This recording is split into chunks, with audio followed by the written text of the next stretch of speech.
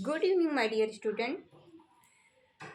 आपका स्वागत है आपके अपने ही चैनल हिंदी शिक्षा संकल्प में। मैं हूँ वंदना, आपके लिए लेके आई हूँ कक्षा 10 यूपी बोर्ड हिंदी की क्लास है। जैसा कि आप लोग जान रहे हैं कि हम लोग इस समय सूरदास जी के पद को पढ़ रहे हैं, तो उसी के अंतर्गत आज हम सूरदास जी के सेकंड पद को पढ़ेंगे। इस पद में सूरदास जी ने ये बात बताने की कोशिश की है कि हम निर्गुण ब्रह्म की उपासना न करके सगुण ब्रह्म की उपासना क्यों करते हैं। तो चलिए स्टार्ट करते हैं। अभिगति गति कछु कहत न आवे, ज्यों गूंगे मीठे फल को रस अंतर्गत ही भावे। परम स्वाद सबहि सुनिरंतर अमित तोष उपजावे। मन बानी को अगम अगोचर सो जाने जो पावे। रूप रेख गुण जाति जुगत बिन निरालंब कित भावे।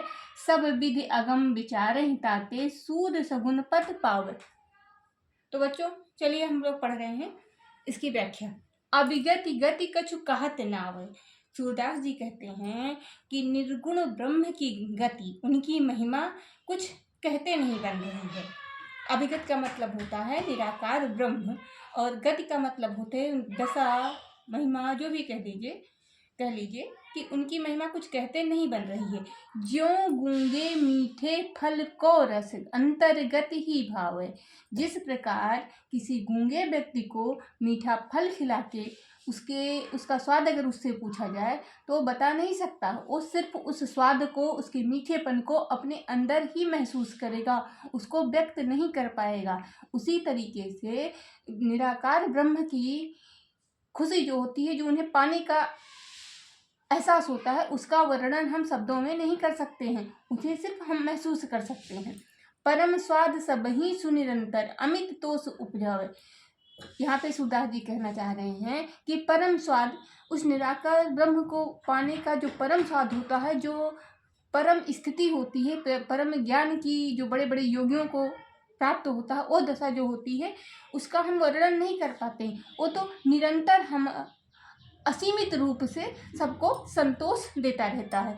परम स्वाद सभी मतलब सबको मतलब जिससे निरंतर का मतलब होता है लगातार, अमित का मतलब होता है असीमित, तोष का मतलब होता है संतोष, उपजाना मतलब परम स्वाद सबको लगातार असीमित संतोष देता रहता है, लेकिन उन्हीं को जो उसे पा चुकी हैं इसका वर्णन नहीं किया जाता है। ये देखिए इस लाइन में कंफर्म हो रहा है।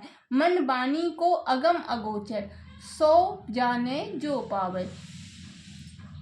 यहाँ पे सूरदास जी कहना चाह रहे हैं कि मन वाणी को अगम अगोचर, जो अगम अगोचर हैं, अगम अगोचर का मतलब होता है जिसका हम वर्णन ना कर पाए, जो हमारी इंद्रियों से परे हो। इंद्रियां मतलब जो 5 इंद्रियां हमारी होती हैं, आँख कान नाक जीभ त्वचा, उससे परे है। इसे हम ना महसूस कर सकते हैं, न इसको देख सकते हैं, न सुन सकते हैं, न इनका वर्णन हम कर सकते हैं। इनको जो प्राप्त कर चुका है, जो बड़े बड़े योगी हैं, जो ज्ञानी हैं, जो बहुत साधक हैं, जो लाखों करोड़ों वर्ष तक जिन्होंने तपस्या की है और उन्हें परम ज्ञान की स्थिति में आ गए हैं, उन्हीं को इसका एहसास होता है। ये आम मतलब कहने का मतलब है कि ये आम लोगों के से परे है। रूप रेख गुण जाति जुगत बिन निरालंब कित भाव। इनका न कोई रूप है, न कोई रेखा है, न कोई गुण है, न कोई जाति है, न कोई जुगति है।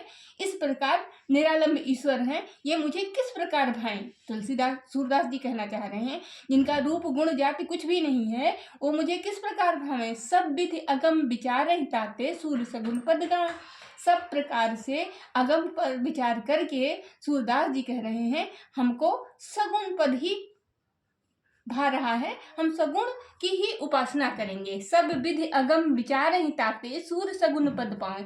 सूरदास जी कह रहे हैं इस प्रकार से विचार करके निर्गुण ब्रह्म के बारे में सोच समझ के अब मुझे लग रहा है कि मुझे तो सगुण पद ही भा रहा है, मैं उन्हीं का गुणगान करूंगा। तो बच्चों अब इस पर आधारित प्रश्नों को देख लेते हैं। अभिगति गति का क्या अर्थ होता है? अभिगति गति का अर्थ होता है निर्गुण ब्रह्म, मतलब ईश्वर। मन और वचन से कौन अगम अगोचर है? मन और वचन से निर्गुण निराकार ब्रह्म अगम अगोचर है। मन और वचन से कौन अगम अगोचर है? मन और वचन से निर्गुण निराकार ब्रह्म अगम अगोचर है। प्रस्तुत पदांश का संदर्भ लिखिए। तो बच्चों प्रस्तुत पदांश का संदर्भ आपका वही होगा, इसको आप इसी प्रकार से लिखेंगे। प्रस्तुत पदांश हमारी पाठ्य पुस्तक काव्य खंड के सूरदास जी के पद नामक शीर्षक से उद्धृत है। और इस चौथा प्रश्न आपका बन रहा, सूर सगुण पद का गायन क्यों करते हैं? वही बात है जो ऊपर कहा गया है कि रूप रेख गुण जाति जुगत बिन निरालंबित भावे, सब विधि अगम विचार ताते सूर सगुण पद पावे।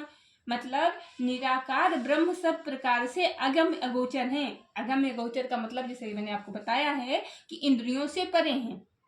तो इस प्रकार से विचार करके सूरदास जी को सगुण ब्रह्म ही भा रहे हैं और सगुण ब्रह्म के पदों का ही गायन करेंगे।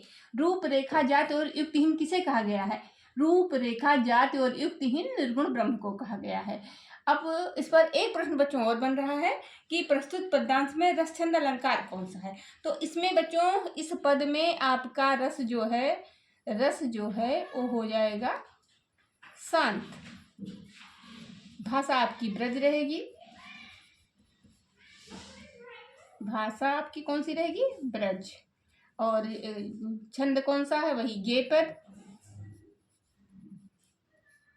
और अलंकार है आपका अनुप्रास। अलंकार आपका अनुप्रास है।